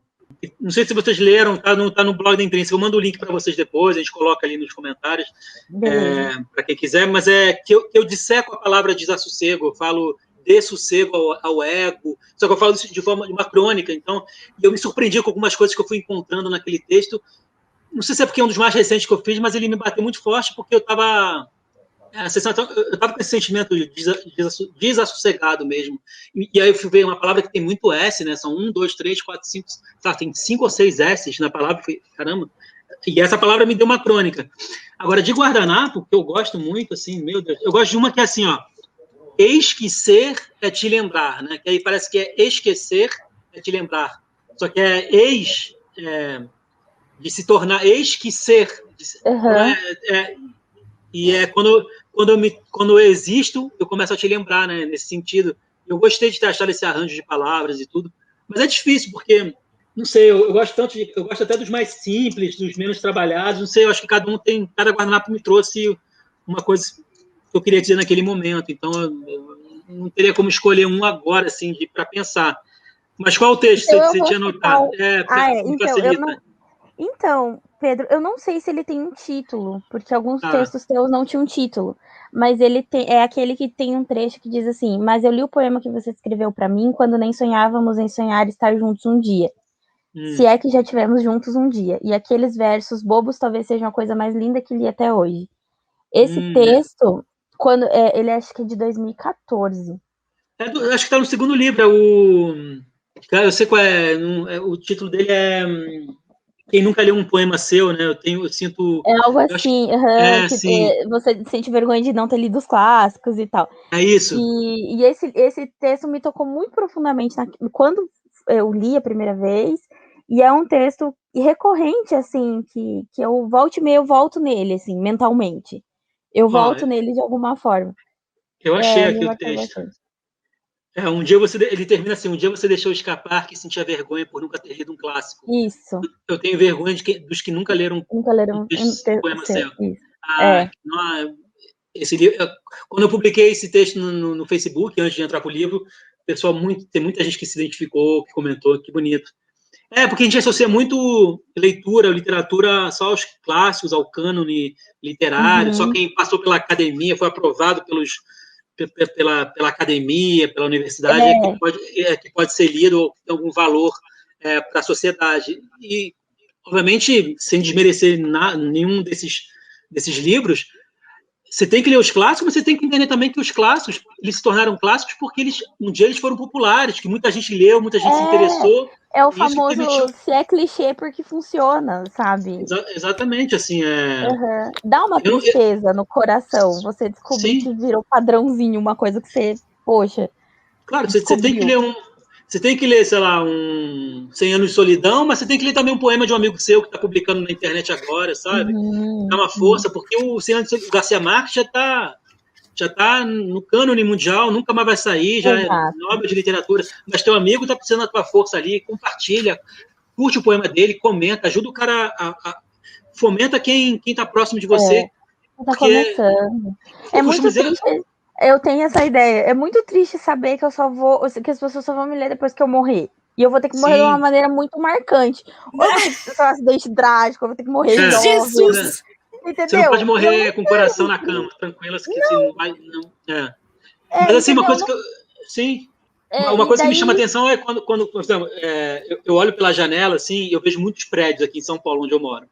Em cada prédio desse, com certeza tem um poeta, tem um escritor, tem um músico, que tem um talento absurdo, que pode ser até, sei lá, em cada prédio deve ter um novo Drummond, de alguma forma. Só que ele não tem um reconhecimento, não tem o valor acadêmico, não tem esse peso todo, porque ele não foi descoberto, ou porque ele não tem, ele prefere não ser descoberto também, ele prefere ficar ali engaventando os poemas dele, e tá tudo bem também. Mas não é porque falta poesia que falta poeta, pelo contrário, eu acho que sempre teve, toda geração vai ter muitos poetas que vão brilhar e muitos que não vão conseguir chegar lá, mas que tem uma potência imensa, assim, e você não pode também, eu acho que o lado bom da internet é isso aqui, ele permite que aquele cara do outro lado do prédio ali, que está escrevendo um poema agora, possa publicar e ser lido, por mais que sejam poucos seguidores, ele vai ser lido, e se um dia ele tiver a sorte de uma editora achar, ou ele for atrás, ele vai ser publicado. Então, acho que a internet, ela vem Mas, assim, isso que você está falando foi bem o que deu origem ao nosso projeto, meio daquele Sonhos do Avesso. A gente nasceu lá em 2012, 2013, e a gente escreveu sem o objetivo de grandes massas. A gente só queria ter um lugar para colocar o que a gente escreve, assim. Tá, hoje temos, né, aqui o Papo do Avesso, que vem crescendo. E os Sonhos, ele passou por processos, assim, de a gente abandonou, daí a gente voltava. Aí a gente abandonava, aí a gente voltava. E agora a gente voltou com tudo, né? Até estamos fazendo de uma maneira mais profissional mesmo, porque se a gente for ficar esperando o apoio de fora, né? E o que Brasil... uma grande editora te descubra. É isso. E assim, a gente mora num país que, infelizmente, não investe na cultura, na literatura como deveria. Temos talentos incríveis, a gente passa aí a gente tem uma vastidão de cultura dentro de um mesmo território e que a gente não explora. E imagina se tivesse investimento de verdade, o quanto, assim, de literatura de cordel a gente poderia ter mais acesso. Você vê, aqui no Sul quase não se conhece literatura de cordel. É uma coisa, né? E eu acho lindo. Nossa, falando, eu tenho que ver. Eu amo cordel. Quando eu era parece pequena, guardanapo também, né? Às vezes. Sim, lembra muito. Quando eu comecei a ler os seus guardanapos, eu sempre me remeteu muito ao cordel. E o meu pai, quando eu era pequena, eu tenho poucas, assim, memórias românticas com meu pai, ele comprava muitos esses panfletinhos de cordel para mim. Que bonito. Que eu tenho até hoje. Então, assim, é uma cultura que não acessa. Assim como muito autor aqui do Sul não chega lá para cima. Então, isso, infelizmente, é falta do investimento, é falta, assim, As editoras, elas fazem a parte delas, mas elas não têm tanto apoio financeiro do governo, por exemplo, então também limita o trabalho deles. Então, eu acho bem triste, e o Sonho do Avesso, ele nasceu para isso, para dar voz ao que eu e a Kelly escrevemos, e hoje a gente está trazendo outras vozes aqui para dentro, porque talvez seja um caminho, talvez seja uma ferramenta. A internet, ela dá esse acesso, né? Ela nos possibilita. O que vocês estão fazendo é muito importante, assim, acho que é uma coisa que você falou que você abandonou uma vez, abandonou 2 vezes. Não abandonar a literatura, não abandonar a arte é o que vai manter a gente sempre de pé, assim, porque a minha companhia nesses últimos... sempre foi acompanhando de livros, de música, de quadros, mas nesse último ano que eu convivi muito mais em casa, se não fosse a arte, eu acho que eu não teria suportado com tanta... Não vou falar com facilidade, mas obviamente eu estou dentro de um lugar privilegiado, eu tenho internet, eu tenho computador, eu tenho comida em casa, então eu não tenho, nesse sentido, que reclamar no âmbito pessoal. Mas quando você bota a cara na janela e vê como é que está o mundo, se não fosse a arte, eu teria surtado, assim, de alguma forma, com certeza. Acho que todos nós, mesmo que inconscientemente, né? Acho que as pessoas não percebem o quanto a arte faz bem para elas nesse período, assim, né? E ouvir pessoas que vocês vão entrevistar, ouvir pessoas que a gente admira é muito bom, porque às vezes eu tô cozinhando e eu boto um podcast para ouvir. Então, eu sempre estou em contato com companhias, mesmo distantes, mas é importante, a gente se sente acolhido de alguma forma, com uma voz que a gente escuta, com uma entrevista, com a música em si. E não sei se vocês recomendam discos para as pessoas que estão ouvindo, ou livro, vocês fazem isso, geralmente? Sim, é um quadro que vai rolar daqui a pouco. Não, vamos entrar já nesse quadro. Não sabia. Beleza. Já, eu tô dando spoiler sem saber, gente. Não, já vamos para os quadros, então. Não, o menino, ele roteirizou. Ele roteirizou todos os nossos quadros, entendeu? Um guardanapo, tá tudo roteirizado. Isso aí. Vamos para os quadros, então. Vamos começar pelo livro de cabeceira, que é aquela indicação. E aí não precisa ser necessariamente só livro, né? Pode indicar o que você quiser. Qual que é o teu, Eline, dessa semana? Por coincidência, eu tô aqui do lado dele. Que eu quase não tenho livros do lado da cabeceira, né? Quase nada. Não. Mas eu tô lendo agora O Conceito da Angústia. É porque eu estou fazendo o conceito da angústia. É que o meu TCC, ele aborda, de teologia, ele aborda um pouco do luto, sabe? E aí eu tô lendo o conceito da angústia, esse é do Soren, aí que tá o problema, o sobrenome dele. Kierkegaard. Eu vou ler assim, mas não é assim que se pronuncia. Provavelmente não. Kierkegaard. É o conceito de angústia. Ele tem alguns livros, assim, bem específicos de emoções mesmo. Ele é um filósofo, ele era teólogo também. E ele fala também Lições de Vida, que é outro que eu já li semana passada. Então, assim, fica aí a dica desse filósofo. Ele não é tão melancólico quanto o Schopenhauer, que o Schopenhauer você tem que estar num estado emocional um pouco ok para dar uma lida, que não é fácil. Entendeu? Mas fica aí essa dica. Ele é um filósofo um pouco mais otimista, mas ele também é meio melancólico, assim. Mas ele é menos trágico. Então, fica aí a dica. Muito bem. O meu livro de cabeceira. A minha dica dessa semana é A Menina que Não Sabia Ler, que é do John Harding. É um livro antigo já, li faz tempo. Tá aqui, inclusive, peguei. Não sei se vocês estão vendo. É um livro muito bom. Enquanto vocês falavam, eu lembrei dele, porque ele é a história de uma menina que é criada pelo tio, ela e o irmão, numa mansão, e ela é meio negligenciada pelo tio, e ela descobre uma biblioteca na mansão abandonada, e ela não tem autorização para ler, né, para entrar na biblioteca, enfim. E aí ela começa escondida, né, ela aprende a ler sozinha, de uma forma autodidata, e ela começa a devorar todos os livros da biblioteca.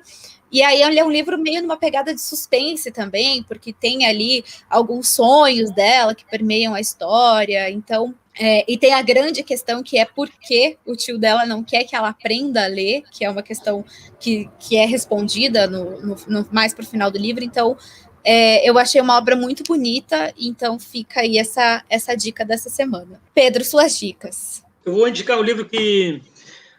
Eu vou mudar aqui, eu tinha pensado em um, mas eu vou pensar num, porque eu quero indicar um livro e um álbum que tem um peso de um livro para mim também. Vamos lá. Eu vou indicar um livro, eu acho que é o livro que eu mais gosto, é curtíssimo, chama Vermelho Amargo, do Bartolomeu Campos de Queiroz. Ele foi publicado pela Kozak, a Kozak aí fechou, agora está sendo publicado pela Global, a editora Global. Eu acho muito bonito esse livro, muito bonito no sentido de muito forte, muito sensível, muito potente, porque ele é curtíssimo, eu adoro narrativa breve, assim, só que ele fala da perda da mãe, né? Ele está morando com a madrasta e os irmãos, e ele associa muito a perda com a fatia, a forma como a madrasta corta o tomate. Então tem essa imagem, às vezes ela faz umas fatias mais largas, ou ela vai encurtando as fatias em função, não, vai expandindo as fatias de tomate em função das crianças crescerem e saírem de casa. Então, como tem menos gente em casa, vai sobrando mais tomate e vai cortando maior, né? Então, e tem essa dualidade dele lembrar da mãe olhando para a madrasta cortando o tomate, como a mãe cortava o tomate. Eu gosto muito de história assim.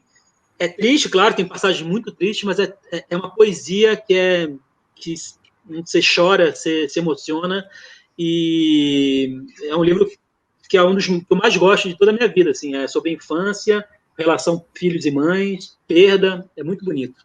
Chama Vermelho Amargo, do Bartolomeu Campos de Queiroz, que, aliás, é um dos meus autores favoritos. Ele já fez livro infantil. Eu não sei, eu não gosto de classificar livro infantil porque eu compro qualquer coisa assim, que me interessa. Assim. Pode ser a história do crocodilo mergulhando no rio, pode ser o 100 anos de solidão. Tudo que me afeta, que me toca emocionalmente e de forma sensível, eu compro, assim, pelo título, pela capa. Como foi a sua experiência com 100 anos de solidão? Eu e a Kelly, a gente fala que a nossa experiência foi um processo gradativo. Foi um processo gradativo. Eu estou falando de 100 anos de solidão mais no sentido de é um livro mais todo mundo meio que conhece, assim, nem que seja pelo nome. Então, mas, assim, sabe o que eu tô perguntando? É um assunto recorrente com nós duas. Sim. Sobre 100 anos de solidão. Eu tenho dificuldade com um livro com mais de 3 personagens, né?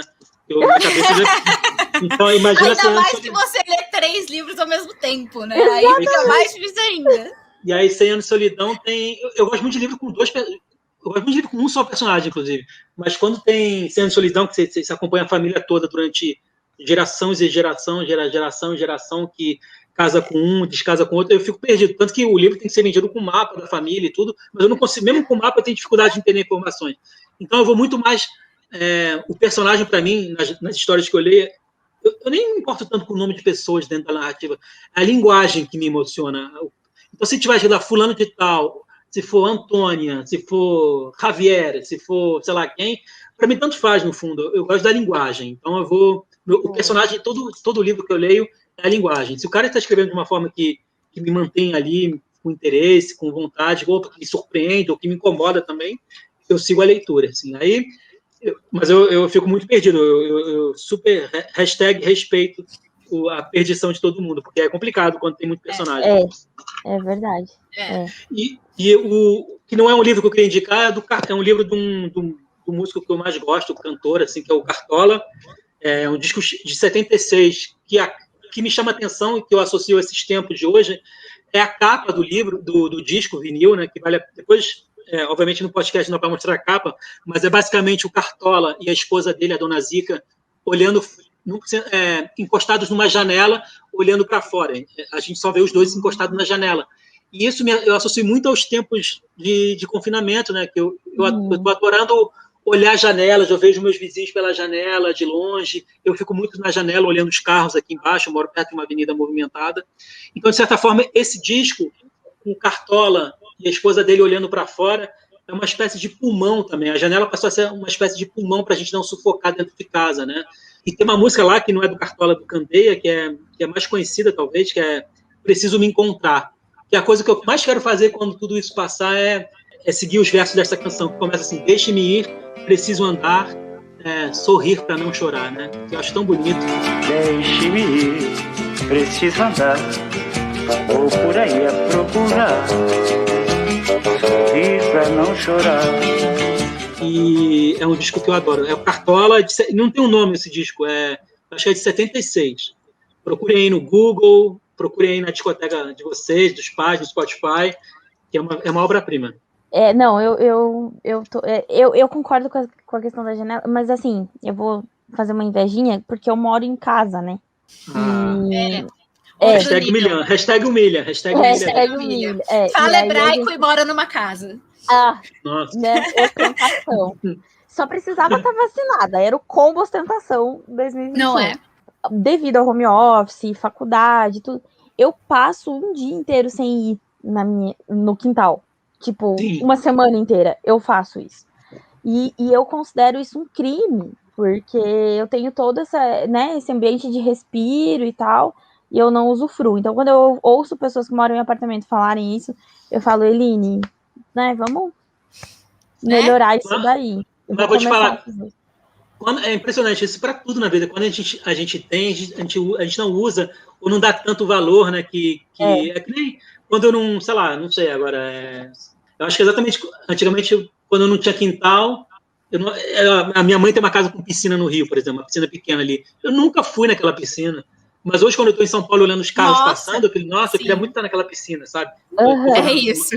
Uma associação agora rápida. Mas isso com tudo, né? Eu acho que desde as relações amorosas até as relações literárias e musicais e vivenciais. Tudo. Com certeza.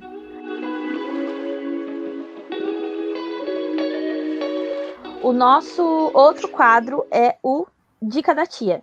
Então, aquele conselho básico para todo mundo que quer viver de escrita e está começando, ou como, né, tá fazendo esse caminho de vai e vem. Kelly, qual é a sua dica da semana? A minha dica eu vou roubar do Pedro. Anotem as coisas que a gente esquece. Eu já tive crônicas geniais que saíram na minha cabeça no banho e eu não anotei imediatamente depois, porque amanhã eu escrevo. Já era. Escreve no box. Da mesma forma que vem, vai. Então anotem. Tem caneta que escreve em vidro e box, então pode deixar no box uma caneta dessa que... Tem uma dessa, que olha... E você, Pedro? Já que vocês roubaram uma ideia minha, eu vou roubar de vocês também, que eu gostei muito do que você falou, não abandone, assim, não se abandone, porque quando você começa a escrever, a vontade que você tem é desistir, é achar que está tudo muito ruim, que ninguém vai gostar, mas você só vai conseguir isso se você não abandonar a maiúscula, a primeira frase, a segunda frase, entender que é isso mesmo, assim, pro autor mais premiado do mundo, ou para o seu vizinho que está começando a escrever agora, a dificuldade é a mesma, assim, são seres humanos vivenciando um mundo. E eu acho que o momento do mundo também, de alguma forma, para algumas pessoas a escrita pode ser também uma forma também de não sufocar, então escreve, e muita gente associa escrita à publicação de livro, mas escrever é muito mais do que um livro, sabe?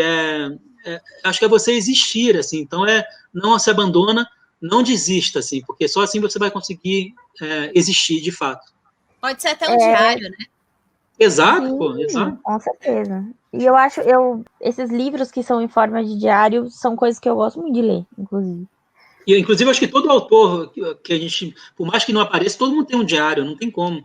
Por mais que teu diário pode ser uma coisa, sabe? Eu mando e-mail para mim hoje em dia, né? Eu tenho e-mail que eu mando para mim, eu fico mandando e-mail. Às vezes tem uma... Hoje eu botei assim, o mundo está pesado, não sei o quê. Aí eu mando essa frase, pode não dar em nada, mas daqui a um tempo ela pode ser o início de um conto. O mundo está pesado. Começar assim, então, nada que você está pensando é inútil. Assim, os pensamentos, eles chegam até você por algum motivo. Se você não explorar esse pensamento ele tem vida própria, ele vai para outra cabeça, de outro autor, de outra autora, de outro músico, que vai transformar o mundo está pesado em uma melodia, o mundo está pesado em uma escultura. Mas o mundo está pesado, ele vai existir, mesmo que você não queira que ele exista. É isso. Eu tenho um grupo no WhatsApp comigo mesma. E aí... eu tenho isso. E aí eu mando coisas, e aí agora eu cheguei no outro nível, que é me mandar áudios. Eu mando áudios para mim mesma, para eu ouvir depois. Estou ficando preocupado. Eu tenho uma dica muito bacana, mas pode ser um filme? Pode. Então, beleza. Tem um filme, acho que muita gente já viu, ele não é tão impopular. Ele se chama Her, que é Ela em português. Maravilhoso. Com o Joaquin Phoenix, que fez o Coringa. Ele é um cara que ele escreve. E eu tô falando desse filme porque é um filme que me toca muito. E ontem eu vi um trecho no Instagram, assim, de uma das cartas que ele escreve. Então eu vou deixar essa dica. Por quê? Porque ele escreve cartas. E eu acho que a gente perdeu muito esse hábito. Até eu e a Kelly, a gente queria retomar, podemos retomar. Podemos, desde que você acerte meu endereço dessa vez. Eu mandei pro endereço errado. Foi por isso que a gente errou. Aí, ok. Então, assim, o Theodore, que é o personagem, a profissão dele é escrever cartas. Então, fica aí a dica de filme e que talvez a gente comece a mais a trocar cartas, nem que seja via e-mail, sabe? Tem um livro do Padre Fábio de Mello que ele troca e-mails com um amigo dele e virou um livro, e eu acho muito bonito, porque a gente às vezes precisa resgatar esse tipo de afeto, porque eu acho que a carta é um afeto. Então fica aí essa dica. E muito bonito, assim, antes da pandemia eu tinha uma caixa postal nos Correios, que eu escrevia cartas, assim, respondia meus leitores que mandavam cartas para mim. Teve uma menina do interior da Bahia que mandou uma carta de 10 páginas para mim, escrita à mão, assim mesmo.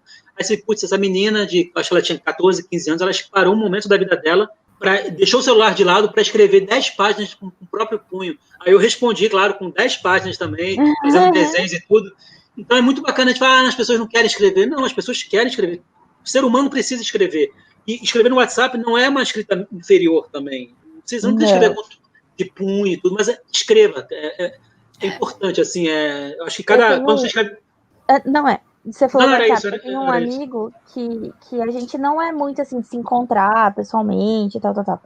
E a gente raramente escreve até um pro outro, mas quando escreve aquele baita daquele textão, assim, e é uma coisa extremamente sincera, é uma coisa muito assim, olha, hoje eu precisava conversar com alguém e tinha que ser você, sabe? E é o que você tá falando, não é menos valioso do que se ele tivesse me mandado uma carta ou ele tivesse escrito um livro para mim. E a Kelly falou sobre o áudio, assim, a Michelle, ela tem 2 amigos, um que mora em Londres e um que mora em São Paulo, só que eles não se veem por causa da pandemia. Eu fico parece podcast, assim, eles te mandam áudio de 15 minutos, 30 minutos, 1 hora. Eu falei, o que é isso, gente? Meus áudios é 30 segundos no máximo, assim. Nossa, o dia inteiro. Mas é muito legal porque os 2 moram sozinhos, então é uma forma de vencer a solidão, né? Parece que o cara deixa o áudio tocando e escutar a voz de uma amiga. Parece, assim, eu não tenho essa dimensão com áudio, mas eles adoram, os 3. Eu e a Eileen, a gente trabalha junto, a gente tem projetos juntas, ela é minha melhor amiga, a gente conversa o dia inteiro. A gente só namora junto, por causa do Eric. A gente conversa o dia inteiro, e aí chega a noite, a gente começa a trocar áudio no WhatsApp, e áudios assim de 5, 10, 15 minutos. É muito impressionante. O Eric, esses dias, ela me mandou um áudio dele falando tudo é Eileen, tudo é Eileen. Tipo... Ai, tudo é Eileen, que saco. Isso. Mas esse hábito a gente já criou quando a Kelly se mudou, que foi antes da pandemia. Não, quando você se mudou, né? Primeiro. É verdade, em 2015, que eu fui para São Paulo. E aí a gente sobrevive a essas distâncias, assim, com a tecnologia, né, gente? Não tem o que fazer. Eu já vou puxar o outro quadro, porque também tem a ver com carta, e aí pra gente continuar essa conversa, que é o quadro Aconteceu com a Minha Amiga, né? Que é alguma coisa engraçada ou improvável, enfim, que mereça eventualmente virar uma crônica, ou enfim. Quando eu era pequena não, né? Eu era adolescente.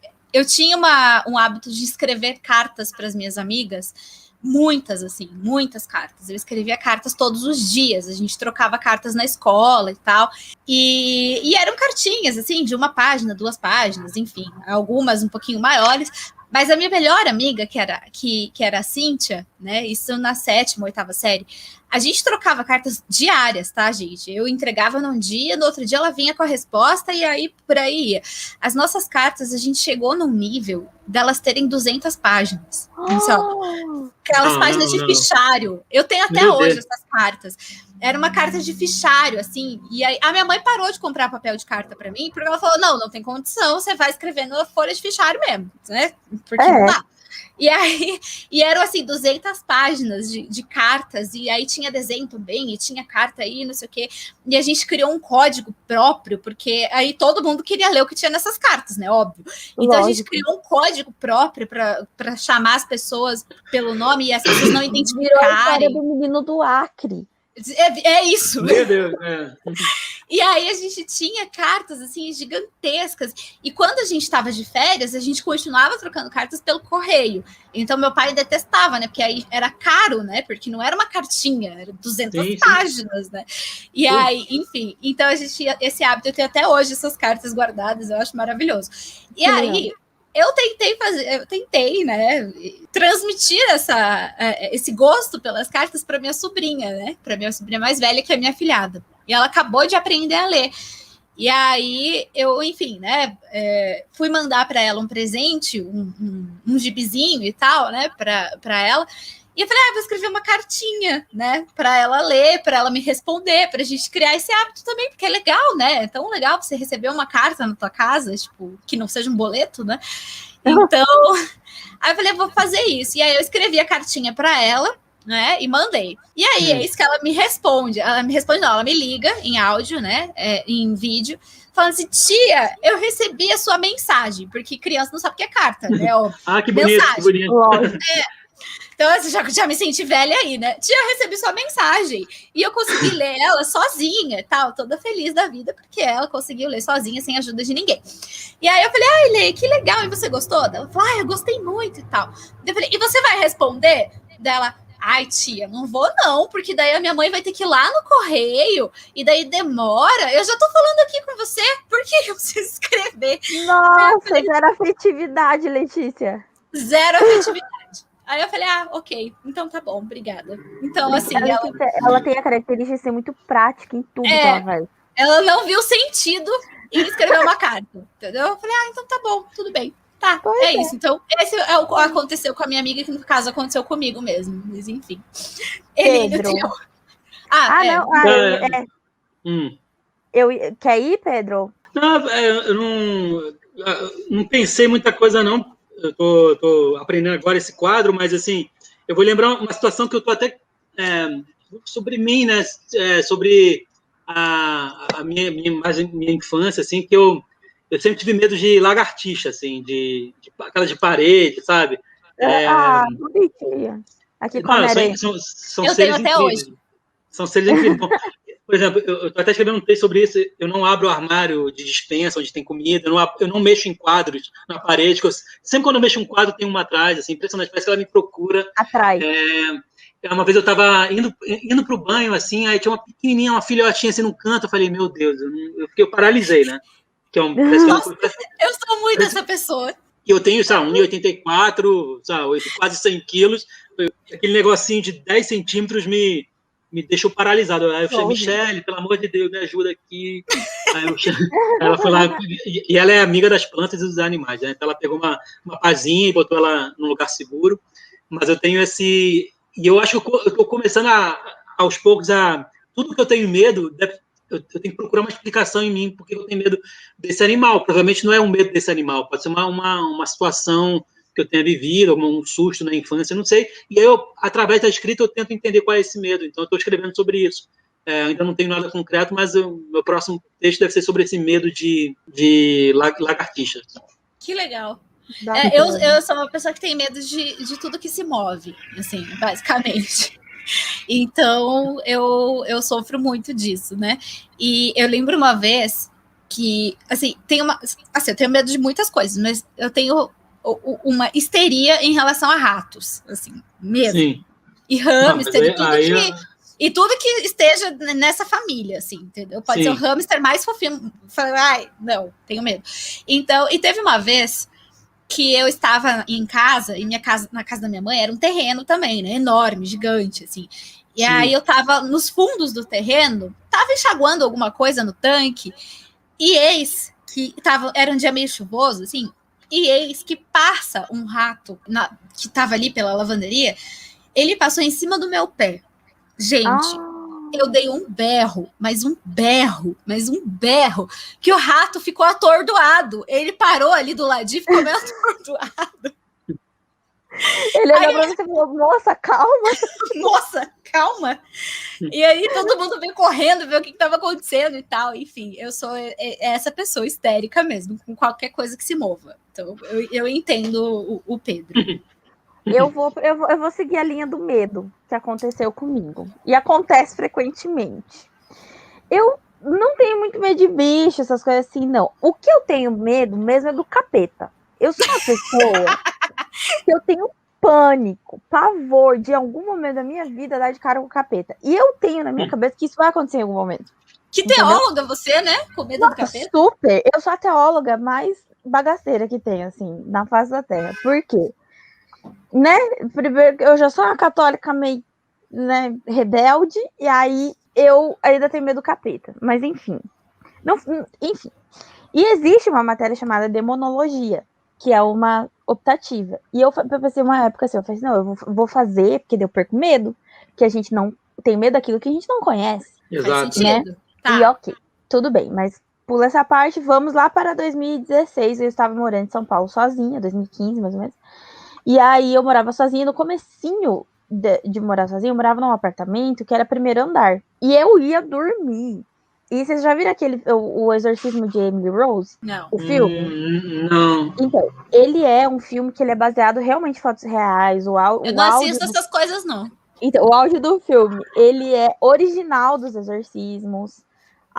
O padre morreu agora há pouco tempo, assim, então é um troço que dá mais medo, né? E eu sabia, né, isso é uma coisa até na teologia se explica, que 3 horas da manhã é a hora do demônio, que é a hora do deboche do demônio, com 3 horas da tarde, que é a morte de Cristo. Jesus amado. Congela essa informação. E aí, beleza, eu não fazia teologia na época. E eu trabalhava com padres, eu era assessora de imprensa de uma congregação católica. E aí eu ia dormir de madrugada, eu ouvi um barulho no meu apartamento que fazia tec, tec, tec, tec, tec, tec, tec, tec, tec. Eu falava, é o demônio com as unhas em alguma superfície, assim, falando, eu tô aqui te velando, entendeu? E aí eu começava. Ave Maria, cheia de graça, o pão nosso de cada dia, sabe? Eu misturava as orações, eu não conseguia rezar, eu não sei um exorcismo de cor, eu não sei a oração de São Bento, que é um exorcismo de cor, eu não sei nada. Eu não consigo, na hora do medo, eu sei rezar, mas no medo eu não consigo. Aí eu falava, Jesus, é agora, minha cama vai pegar fogo, igual o Supernatural, que a mulher pega fogo no teto, é agora. E, gente, eu passei uns 3 meses com medo, e eu ligava pra minha avó e falava, vó, tem um barulho aqui, pedi para um padre ir benzer a minha casa, o padre benzeu, o barulho parece que ficou pior, falei, pronto, o capeta ficou brabo, e tal, não sei o que. Gente, um inferno. Aí passou, 3 meses depois, a minha avó foi para São Paulo me visitar pela primeira vez. E aí cheguei pro meu chefe na época, não vou citar nomes, mas ele fez errado. Eu falei, padre, ele, Eline, pode ser que seja mesmo. E eu, Jesus! não, padre, não fala isso, não é isso que o senhor tem que dizer, você tem que me consolar, tem que dizer que, né? Não, beleza. E a avó foi pra São Paulo. E aí eu falava do tal do barulho. Aí cheguei do trabalho um dia, minha avó falou assim, Eline, como que é o barulho que você tá ouvindo? Aí eu falei, ai, vó, parece uma madeira estralando. Aí ela me levou pra janela da minha cozinha. Daí ela me olhou a canaleta do estacionamento. Quando os carros entravam no estacionamento do prédio, a canaleta fazia tac, tac, tac, tac, tac, e era o barulho que me atormentou 3 meses. E eu assim, você achando que era o demônio, era só o vizinho. Nossa, eu achava que era o capeta. Gente, eu juro pra vocês, eu passei 3 meses da minha vida com medo do capeta. Porque eu achava que era. Aí o que aconteceu? Mudou minha vida. Porque hoje em dia eu falo assim, não, pera, tem que ter uma explicação lógica. Entendeu? E aí, sim. É isso. Só agora você acha que tem que ter uma explicação lógica? Não, depois daquele momento. Não, assim, tenho medo do capeta ainda? Com certeza. Eu não durmo com o porta de guarda-roupa aberta, por exemplo. Essas coisas bem bobas, assim. Boba. Mas, gente, eu tenho pavor. E eu tenho um amigo padre que ele não facilita a situação. Porque quando, às vezes eu visito ele no seminário, e aí a gente sai, é um matagal no seminário. E aí eu falo, vai lá comigo até o carro, né? Eu tenho medo e tal. Ele sai da porta e fala, se tiver algo aqui, se manifeste. Meu, vai achar um serviço. Entendeu? Eu fico pistola, porque não festa nada. Vai dormir, querido. Vai cuidar de lá de onde você tem que cuidar. Não, gente, eu tenho muito medo do capeta, de verdade. Juro por Deus que eu tenho. Esse é você já escreveu sobre isso? Do medo do capeta? Assim, não diretamente, mas eu acho que vale muito escrever sobre esse cagaço que eu tenho, assim. E é muito interessante porque nos meus textos eu falo muito que eu convivo com os meus demônios. Pois é. Né? Exato, porque você falou uma frase que seria um bom início para você falar sobre os demônios. Você falou assim, Eu sei rezar, mas no medo eu não consigo. Eu não sei aqui que você falou. Pode usar, tá autorizado. Não, para você escrever, ó. Você rezar, mas no medo eu não sei consigo. rezar, mas no medo eu não consigo. E assim, e aí o que eu faço? Porque muitas pessoas acham que eu sou muito religiosa, mas eu não sou tão religiosa. Eu sou muito cristã.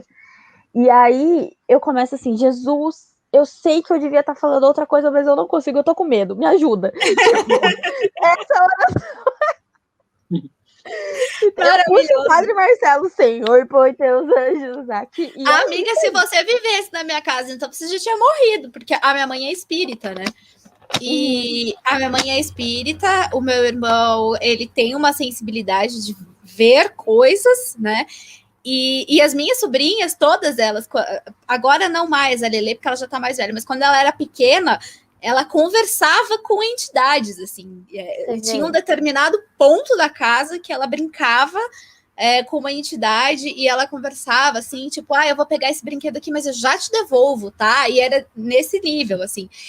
Você morria na minha casa, então. Nossa, e assim, eu acredito em tudo, eu respeito tudo, até porque eu tenho, pra mim, que o sagrado, o sobrenatural, ele se manifesta de várias linguagens, de várias formas, então tudo que vem do humano e é sincero, que eu sinto, que eu vejo, né, eu acredito, porque não tem, ninguém no mundo pode erguer o dedo e falar, eu sei a verdade é essa. Sim, não tem. Então a gente tem que respeitar. E por eu respeitar e acreditar tudo, eu tento estudar ao máximo para perder esses medos, assim. Então, por exemplo, essa coisa da mediunidade, eu não tenho medo.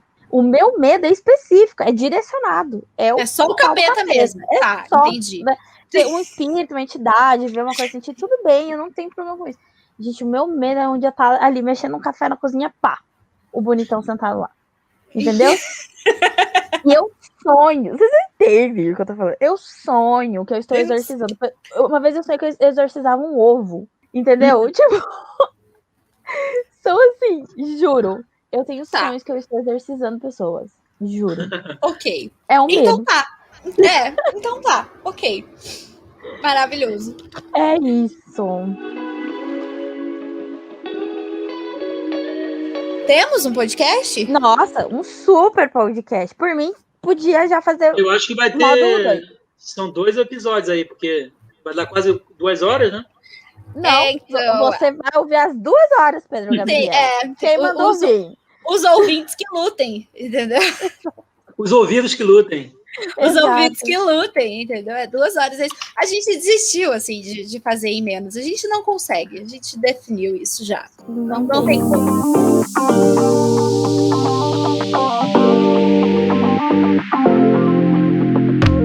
Mas então tá, gente. É isso. E eu espero que vocês tenham gostado dessa nossa companhia. Mais uma vez, a gente agradece o Pedro Gabriel pela companhia. Foi maravilhoso. Muito, muito obrigada de você ter aceito participar.